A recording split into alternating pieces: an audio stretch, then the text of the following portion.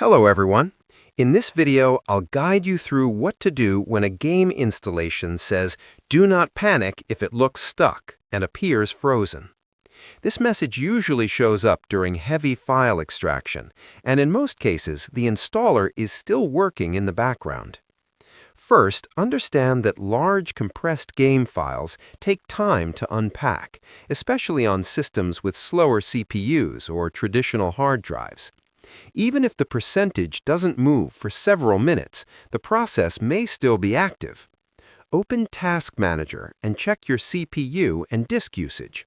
If you see activity, that means the installer is still running properly, so let it continue. Next, make sure you don't have unnecessary programs running. Close browsers, launchers, and background apps to free up RAM and processing power.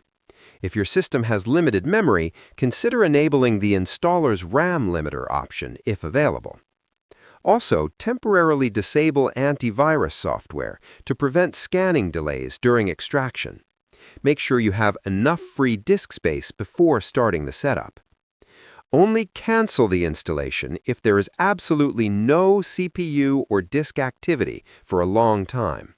In most situations, patience is the key, and the setup will eventually complete successfully. Subscribe the channel for more videos.